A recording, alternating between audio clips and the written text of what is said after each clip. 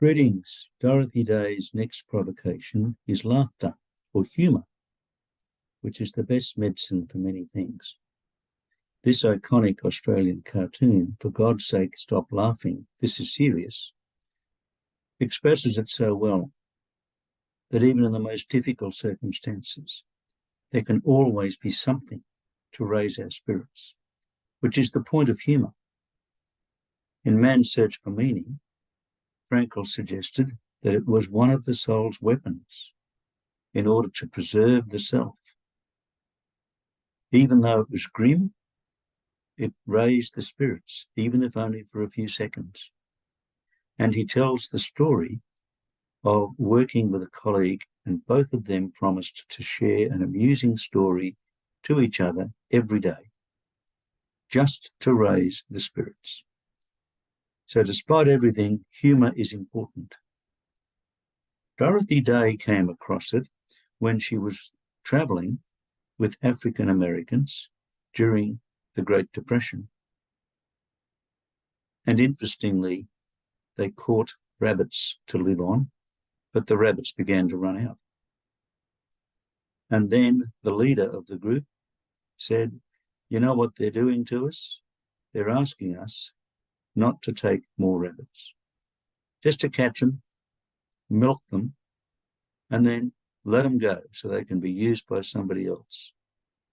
And he roared with laughter.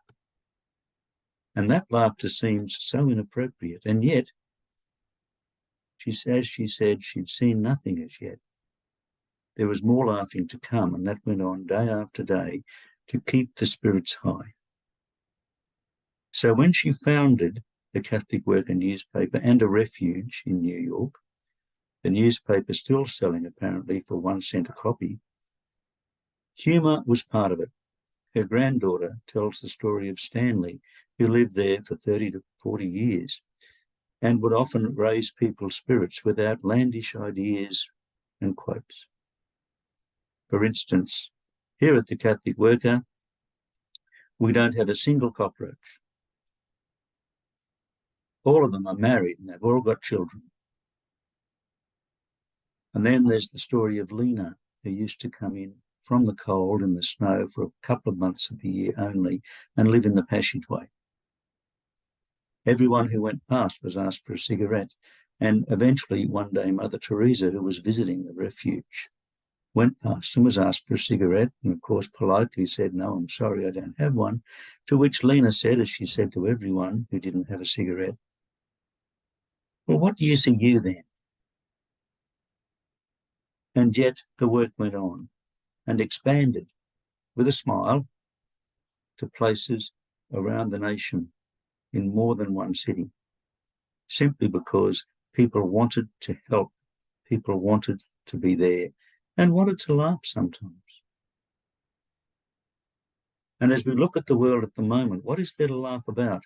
Well, one of the things that's worth laughing about is the folly of human beings who really believe that somehow violence overcomes any problems.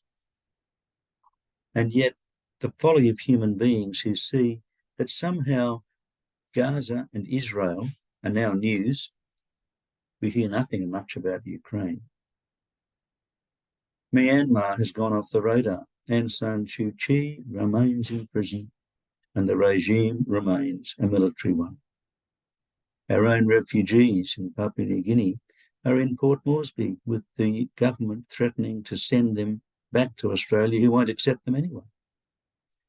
All off the news headlines. So what does it do?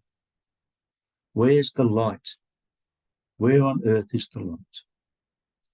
Well, not among the terrorists, most certainly. Nor among the Avengers, because it will solve nothing, possibly. But there are groups on both sides who are working for the best. The people in the hospitals, the ambulance drivers, the people who give up their homes to house other families, those who help grieve the loss and mourn the loss and yet forgive. That's difficult to do. And yet there is light. That's where the light is. It isn't at all in the violence, or who will win, or what the media says. But there is light, and it can be light in each person. Thank you for listening.